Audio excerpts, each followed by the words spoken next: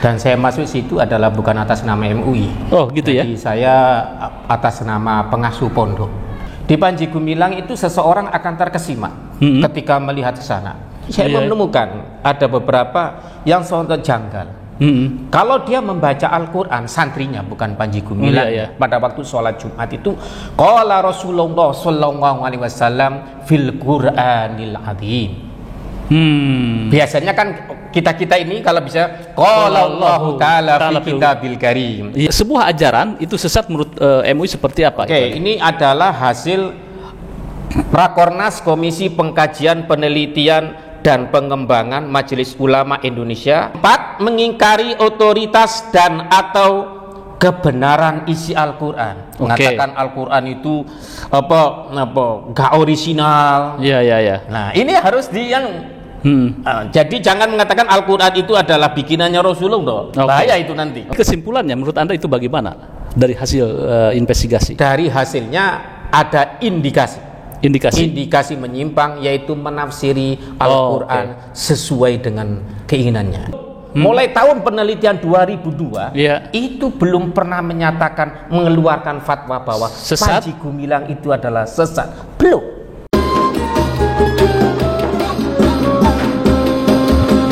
Assalamualaikum warahmatullahi wabarakatuh. Pemirsa Pada Suara TV, saya bertandang ke Pondok Pesantren Sunan Derajat Al-Qasimiyah ya, Parung Bogor. Parung Bogor, dengan pimpinan Pondok Pesantren Kiai Haji Munawir Al-Qasimi ya. Beliau rupanya ini saya lihat silsilahnya itu keturunan Sunan Derajat ini. Ada aja ini, di tengah ramai tentang nasab ini. Kiai, ini saya tadi masuk ke sini gitu ya. Ini pondok pesantren ini berbayar apa gratis ini? Bagi orang yang tidak mampu kita gratiskan. Oh, digratiskan. Subsidi silang. Terutama yang anak-anak SMK, dan kita juga untuk membina anak-anak perbatasan. Anak-anak perbatasan kita gratiskan. Kita didik, dan seperti dari NTT, dari Sumatera dan Kalimantan itu gratis bagi yang tidak mampu. Dan nanti boleh pulang itu adalah benar-benar sudah sarjana, siap untuk berjuang dan berdakwah di daerah masing-masing. Tidak kita kekang sini, supaya nanti bisa menyebarkan agama Islam yang sesuai. Jadi nanti santri saya supaya nanti tidak ada terindikasi aliran sesat atau menyimpang gitu. radikal gitu. Di sini sampai SMA ya? Sampai kuliah. Tapi sampai kalau kuliah. di pesantren ini sampai SMK, mulai dari SMK. SD, SMP, SMK. Nah nanti kuliah biasanya anak boleh mengambil di UI, boleh di IPB, di ITB, boleh. Nanti pulangnya pulang ke sini lagi. Ya, beliau juga sebagai pengurus Komisi Pengkajian, Penelitian dan Pengembangan Majelis Ulama Indonesia Pusat. Nah, saya wawancara dengan orang yang tepat. Kenapa? Karena beliau salah satu orang yang masuk dan langsung bertatap muka dengan Panji Gumilang. Dan saya masuk situ adalah bukan atas nama MUI. Oh gitu. Jadi saya atas nama pengasuh pondok. Dan Panji Gumilang ini kemudian saya telah sampai di sana, kemudian saya ngomong bahwa saya adalah dari Tebung. Kemudian beliau Panji Gumilang ini langsung menyambut respon bahwa bapaknya adalah termasuk kawan akrab dengan kakek saya yang bernama Kiai Mudor. Gitu. Nyambung akhirnya gitu. Nyambung. Dan kemudian beliau Panji Gumilang juga sangat dekat dengan paman saya Kiai Haji Munir Ujung Pangka. Akhirnya nyambung gitu. Betul. Jadi kemudian nyambung, kemudian saya tanyain kepada Syekh, ini luar biasa pendapatnya, yang gitu kemudian bikin publik terkesima. Iya. Bagaimana jawaban beliau? Pertama yang Pak Kiai tanyakan itu tentang apa nih? Yang saya tanyakan adalah masalahnya diantaranya bagaimana Panji Gumilang ini sama dengan masalahnya kitab-kitab Yuji yang lain. Nah, Panji Gumilang ini mempunyai pandangan dengan berdalilkan Amanar rasulu bima unzila ilaihi mir rabbihi wal mu'minun kullun amana billahi wa malaikatihi wa kutubihi. Ini ditafsirkan oleh Panji Gumilang bahwa kita ini adalah harus juga mempercayai kitab-kitab suci yang ada. Seperti kitab Injil yang ada sekarang ini, atau kita nggak boleh memalsukan, mengatakan bahwa itu palsu, kok enak aja katanya. Nanti Al-Quran dibilang nggak asli, nanti juga marah. Jadi sebelum Panji Gumilang ini mempunyai pandangan bahwa bila di Al-Quran itu ndak ada, maka kita berdalillah dengan kitab suci yang ada. Dia mengatakan fi suhufi Ibrahim wa Musa. Di Musa nggak ada, kemudian di Zabur nggak ada, maka di Injil. Nah inilah yang kemudian menjadi saya terkesima kemudian. Kok pandangannya begini nih, orang kampung the box gitu. Kampung saya. Terus kemudian kita harus mempunyai pandangan merdeka ruh. Itu adalah pandangan, itu berdasarkan hadis. Jadi kan ada hadis yang sangat terkenal, itu sangat masyhur sekali, bahwa Rasulullah menyuruh Mu'ad bin Jabal untuk berdakwah ke Yaman. Rasulullah kemudian bertanya kepada Mu'ad bin Jabal, kalau nanti kamu memutuskan hukum, itu kamu dengan pakai bi kitabillahi, dengan Al-Quran. Betul. Kalau nanti nggak ditemukan, kata Rasulullah, bisunati Rasulillahi sallallahu alaihi wasallam. Kalau nanti tidak ada, maka Mu'ad bin Jabal menjawab yang dikutip oleh Panji Gumilang, beristihad. Astahidu ra'yi. Saya beristihad dengan pendapat saya. Lah inilah astahidu ra'yi ini kemudian dipakai Panji Gumilang untuk menafsiri Al-Quran yang sesuai dengan pendapatnya. Jadi seakan-akan ini Bapak Panji Gumilang juga mengatakan hum rijalun wa ana rijalun, Pak. Dia laki-laki, saya juga laki-laki. Kan begitu pandangannya. Nah bagi saya itu Mu'ad bin Jabal. Lah Pak Panji Gumilang juga mempunyai kapasitas, kualitas, kemampuan sebagaimana Mu'ad bin Jabal. Bertentangannya di mana ini? Jadi kalau saya di situ ada hal-hal yang sangat menarik yang saya temukan. Begini, di Panji Gumilang itu seseorang akan terkesima ketika melihat ke sana. Kita kalau siapapun yang ke Panji Gumilang maka akan diinapkan di hotel, hotelnya di dalam, maka disuruh suguh, itu pedomani dari Panji Gumilang, lungguh suguh, dudukkan tamu, kemudian suguh dikasih makan. Itu benar, itu makan yang sangat enak, kita diinapkan di hotel, kita itu. Nah SOP-nya memang sebenarnya kita itu nggak bertemu dengan Panji Gumilang dulu, tapi karena pada waktu itu ada demo yang katanya banyak, menurut saya juga nggak banyak memang. Yang mendemo demo pertama itu. Lah kemudian kita ditemui oleh Panji Gumilang selama 20 menit lah. Itu kemudian kita diajak keliling pondoknya yang kemudian terkesima. Jadi saya menemukan ada beberapa yang sangat janggal. Kalau dia membaca Al-Quran, santrinya bukan Panji Gumilang, pada waktu sholat Jumat itu qala Rasulullah sallallahu alaihi wasallam fil Qur'anil azim. Biasanya kan kita ini kalau bisa qala Allahu ta'ala fi kitabil karim. Jadi seakan-akan Al-Quran itu adalah ucapannya Rasulullah. Enggak, itulah. Jadi dari hasil istihadnya Rasulullah. Jadi memang wahyu, kalau Panji Gumilang mempercayai bahwa wahyunya itu dari malaikat wahyu itu adalah malaikat dari Allah, kan gitu kan. Tapi untuk isi kandungan ini adalah dari Rasulullah. Itu yang pertama poinnya. Itu yang dikatakan oleh siapa namanya, Panji Gumilang seperti itu. Iya, muridnya. Kalau Panji Gumilang nggak pernah ngomong begitu. Tetapi santrinya pada waktu Jumatan itu yang saya temukan. Tapi diwawancari sama Kiai. Itu nggak berhasil saya mewawancarai, nggak sampai ngomong begitu Panji Gumilangnya. Tetapi santrinya bilang seperti apa? Iya, khutbah. Kalau di khutbah Jumat kan kita mengikuti khutbah Jumat. Jadi khutbah Jumat itu di khutbah Jumat itu Panji Gumilang menerapkan nggak sebagaimana Idul Fitri. Jadi di sana itu orang juga akan terkesima. Syekh itu Panji Gumilang itu santri belum datang. Panji Gumilang sudah datang di masjid. Terus nanti kemudian sholatnya itu memang berjarak. Sebelah kiri perempuan, sebelah kanan laki-laki. Kalau dulu kan rada dicampur gitu kan. Kalau ini rada ada perubahan. Nah, terus sambil menunggu para santri itu membaca Al-Quran, kemungkinan 1 juz. Masing-masing membawa semua khutbah Jumat dengan pakai khutbah sebagaimana yang disajikan di YouTube itu. Kalau adzan ya menggerak-gerakkan itu, tidak menghadap ke kiblat tapi menghadap ke hadirin.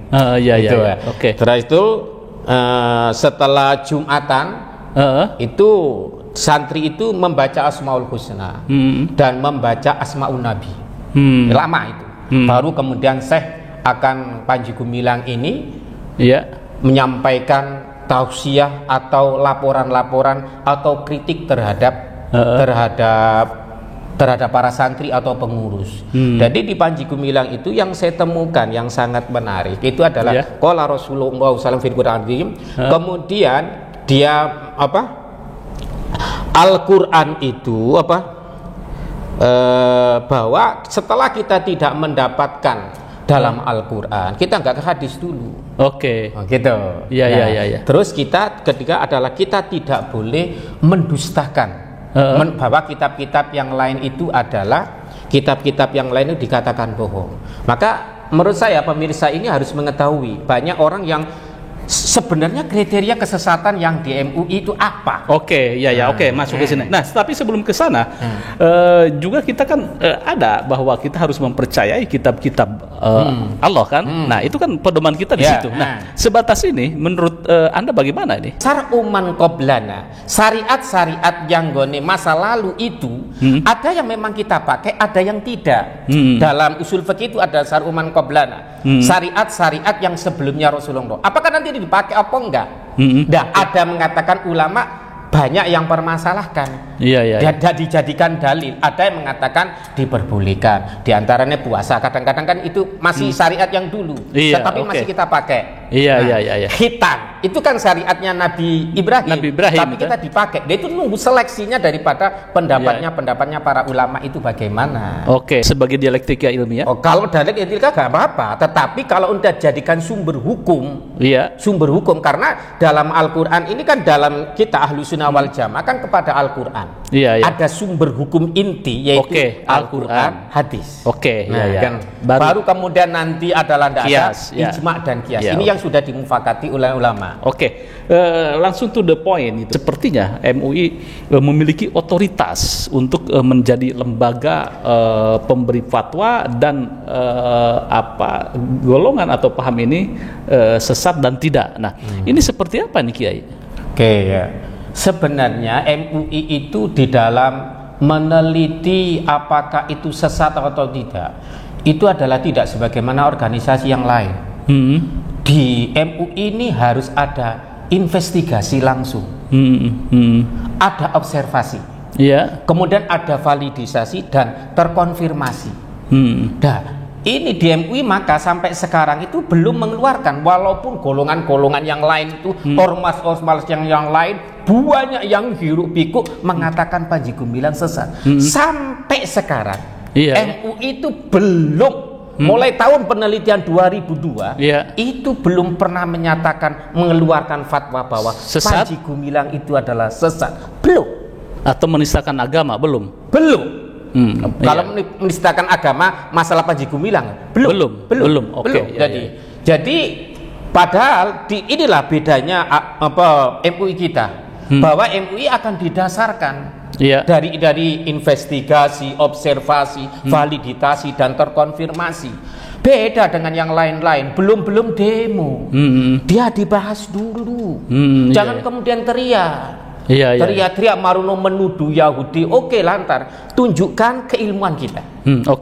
Sebuah ajaran itu sesat menurut MUI seperti apa? Ini adalah hasil Rakornas Komisi Pengkajian Penelitian dan Pengembangan Majelis Ulama Indonesia 16 sampai 17 Sya'ban 1444, 9 sampai 10 Maret 2023 baru saja. Ini adalah diantaranya yang kriteria sesat. Ini yang perlu diketahui. Betul. Supaya nanti kita juga bisa melihat. Oh, ini ada indikasi. Jangan menyesatkan dulu ya. Indikasi kita itu. Penyimpangan mungkin ya. Jadi nanti ada indikasi kuat, bukti kuat lah, itu baru kemudian dipastikan oleh Komisi Fatwa. Kita dari pengkajian saja tidak boleh menjustis itu andaikan sudah ditemukan bukti yang kuat, itu adalah otoritasnya adalah Komisi Fatwa. Lanjut. Pertama mengingkari rukun iman. Nah Panji Gumilang mengingkari rukun iman enggak? Nanti dulu. Silakan. Mengingkari rukun iman yaitu iman kepada Allah, malaikat, kitab suci, Rasul, hari akhir, qadha dan qadar. Dan rukun Islam yaitu mengucapkan 2 kalimat syahadat, sholat 5 waktu, puasa, zakat dan haji. Nomor 2, meyakini dan atau mengikuti akidah yang tidak sesuai dengan syar'i Al-Quran dan As-Sunnah. Nomor 3, meyakini turunnya wahyu setelah Al-Quran. Itu kayak seperti Ahmadiyah itu kan mempercayai ada tadhkirah. Betul. Kan gitu kan. Jadi kalau nanti ada di antara bapak-bapak ibu ada yang mengatakan bahwa dia mendapatkan wahyu seperti Lia Eden. Itu masuk sesat. Masuk sesat ya. Sesat. 4, mengingkari otoritas dan atau kebenaran isi Al-Qur'an. Mengatakan Al-Qur'an itu enggak orisinal. Nah, ini harus jadi jangan mengatakan Al-Qur'an itu adalah bikinannya Rasulullah. Bahaya itu nanti. 5, melakukan penafsiran Al-Quran yang tidak berdasarkan kaidah tafsir. Ini yang sering kebanyakan bagi orang-orang yang mempunyai ilmu sedikit ini yang menafsirkan sendiri, menafsirkan Al-Quran sendiri. Jadi ini sudah banyak sekali. Kecenderungannya sekarang lah, karena banyaknya YouTube, banyaknya sosmed, menafsirkan secara letterlek apa sih ini. Jadi ini yang kemudian melakukan penafsiran Al-Quran yang tidak berdasarkan kaidah tafsir ini. Inilah makanya seseorang itu dilihat ini menafsiri, dia ini ahli tafsir apa enggak. Sama mana ini kita mengutip tafsirnya Imam Jalaluddin, Imam Al-Qurtubi. Tetapi kalau kita itu menempatkan diri kita sebagai mufasir, sebagai mufasir, dan kita nggak mempunyai kaidah, nggak tahu kaidah-kaidahnya, yang ngawur. Ini sering terjebak di sini. Nah, ini betul. Lanjut. Nomor 6, mengingkari kedudukan hadis Nabi sebagai sumber ajaran Islam.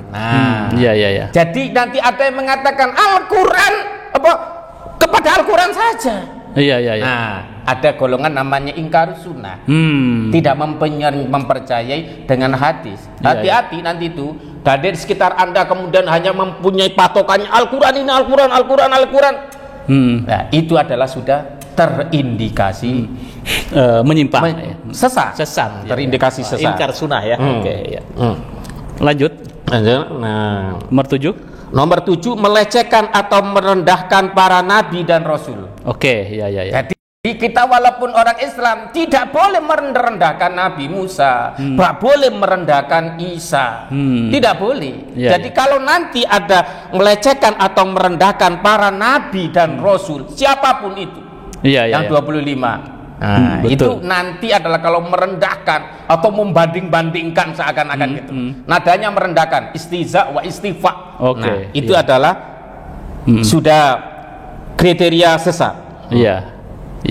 Nomor 8 mengingkari Nabi Muhammad SAW sebagai nabi dan rasul terakhir. Nomor 9 mengubah pokok-pokok ibadah yang telah ditetapkan syariat seperti haji tidak ke Baitullah dan sholat fardu tidak 5 waktu. Sekarang ini ada viral sholat 100 rakaat untuk yang lagi kemarin viral itu ada lagi sholat 100 rakaat untuk jatah 1 minggu. Ini Al-Zaitun belum selesai. Itu masih ada lagi. Ada lagi. 10 mengkafirkan sesama muslim tanpa dalil, seperti mengkafirkan muslim hanya karena bukan kelompoknya. Ini juga sering kali ini terjadi. Jadi kita itu nggak boleh. Maka ada yang sering pertanyaan, Apa Wahabi itu termasuk sesat? MUI belum pernah mengeluarkan sesat. Tetapi ingat, jangan saling mengkafirkan, karena kita nggak masuk Wahabi. Nah, ini yang perlu benar-benar dipahami di masyarakat untuk kriteria itu, maka kita berhati-hatilah. 10 kriteria katakan menyimpang atau sesat itu ya. Nah, Panji Gumilang ini yang Anda dan tim Kiai ya melakukan investigasi itu di mana nih nyerempetnya? Kalau saya ingat loh bahwa saya ke sana bukan atas nama MUI. Oh gitu saya ya. Saya inisiatif ke sana sebagai pengasuh pondok, ya kepinginlah melihat bagaimana pendapatnya Panji Gumilang. Walaupun saya memang anggota MUI. Begitu. Anggota, jadi di situ adalah terindikasinya, di situ adalah Panji Gumilangnya adalah menafsirkan Al-Quran tidak sesuai dengan kaidah. Tidak sesuai dengan kaidahnya, contohnya seperti apa? Yaitu seperti tafassahu fil majalis. Renggang itu kan. Renggang, masalahnya renggangnya ini gak jadi masalah. Iya. Solat itu kan renggang tidak masalah kan? Gak jadi masalah. Ada distancing gitu ya. Tetapi ketika tafassahu fil majalis itu tafasaku dalam ayat itu yang sering digemborkan, tafasaku itu kan berkaitan bukan dengan sholat jamaah. Itu adalah untuk iftar. Di dalam Islam ada nama Islam, mementingkan orang lain. Bila ada orang lain, berilah kasih tempat duduk. Silakan. Silakan. Begitu. Bukan untuk merenggangkan merenggangkan dalam sholat. Berarti ada penafsiran terhadap beberapa ayat ayat yang kemudian digunakan untuk sesuai dengan keinginannya lah. Nah, tetapi dari sisi esensi kan tidak menyimpang dia. Sekarang ini adalah terindikasi tadi itu menafsiri Al-Quran. Tetapi itu, esensinya dia ada distancing sholat itu kan sholatnya tidak jadi masalah, masih khilafiyah aja, tidak mendapatkan keutamaan. Keutamaannya kan bahwa laki-laki dulu, kemudian belakangnya adalah perempuan. Dan itu sekarang itu sudah dirubah. Kalau saya ke sana, laki-laki di sebelah kanan, di sebelah kanan, perempuan di sebelah kiri. Tapi tetap itu masih renggang. Terus yang ini ada bahwa ramai bahwa Al-Quran adalah bukan kalamullah gitu kan ya. Nah, itu Anda menemukan itu tidak? Nah, sementara ini sebenarnya kan yang ingin saya tanyakan. Panji Gumilang itu mengatakan itu Quran itu makhluk atau wahyu atau kalam Allah atau kalam Muhammad. Itu kita nggak terkonfirmasi. Itu belum terkonfirmasi. Iya, juga nggak mengutip di tempat saya. Jadi makanya kemungkinan itu adalah masih godokan yang lama dan memang debatable itu. Berarti Panji Gumilang itu proses idenya, proses pemikirannya itu dari dekade ke dekade itu berbeda gitu kan ya? Iya, berbeda. Jadi Panji Gumilang ini kan kemudian bergaya seakan-akan dia memakai nama Bung Karno, madhab Murkarno. Sebenarnya bukan madhab Soekarno. Apa itu? Iya, madhab Panji Gumilang. Kan gitu kan? Jangan membawa-bawa Pak Karno. Kalau itu mazhab Bung Karno gitu kan? Ini sekedar dia sekedar guyon atau meyakini? Enggak, makanya di MUI itu kan harus ada penelitian kan berbentuk naratif kan. Itu kita tahu bagaimana saat Panji Gumilang itu gurau dan sungguh-sungguh. Nah, itu Panji Gumilang ini hanya memakai nama besarnya siapa? Bung Karno. Madhabnya Panji Gumilang. Pak Karno gak mengikuti madhab begitu. Gak ada. Kalau nanti ditemukan Pak Karno kemudian sholatnya berjarak, atau Pak Karno membuat sholat itu begini, enggak. Bawa nama saja. Gak pede kalau menurut saya. Panji Gumilang, inilah madhab saya begitu aja. Berarti penafsiran terhadap tekstual gitu. Tekstual, kalau saya melihat. Atau mungkin menurut Anda Kiai ini lebih kepada pemikiran liberal atau seperti apa? Pluralisme. Kepada pluralisme. Jadi makanya dia di situ kan ada pada waktu sholat Id ada orang Nasrani. Dia sangat plural ini. Jadi ada orang Nasrani itu ikut sholat Id kan pada waktu itu. Ada di situ. Iya ya. Jadi di sini ini kalau saya sering memasukkan ini adalah harus dipisahkan. Antaranya Panji Gumilang, antaranya Az-Zaitun, Iya ya. Antaranya NII supaya ditemukan dulu, nggak boleh langsung kita rangkul ketiga-tiganya. Iya. Jadi seperti kalau Panji Gumilang kan membedam, ini adalah gula dan rasa, kan gitu. Panji Gumilang sering ngomong, ini nggak bisa dipisahkan antara saya dengan Az-Zaitun. Sebenarnya begini, Pak Yusuf dan pemirsa yang dimuliakan Allah Subhanahu Wa Taala. Ketika saya melihat ke kurikulumnya Az-Zaitun, saya sudah masuk semua. Tidak ada masalah. Itu sudah bisa saya. Bukunya semua pelajarannya adalah dari Kemenak. Gitu. Dari Kemenak. Jadi tidak masalah. Tidak ada masalah. Masalah di Az-Zaitunnya nggak ada masalah. Iya, tidak ada masalah. Dia salah makanya. Tetapi ini kan sangat tertutup. Kita seperti itu kesana itu selalu dikawal. Itulah. Pondok di sana, maka saya menganjurkan daripada pondoknya Panji Gumilang itu tidak seperti pondok-pondok wajar. Ngene lho. Kalau pondok yang lain terbuka, Pak Kiai itu tawadhu banget. Nggak kemudian banyak ngomong, minta doa, gitu aja. Kalau ini Panji Gumilang beda. Dan kita biasanya kalau kita survei ke pesantren yang lain gitu kan, kita nggak usah dikawal. Ini nggak, kita dikawal terus. Tapi apakah nanti itu setelah kasus yang ini kemudian berubah, kita nggak tahu.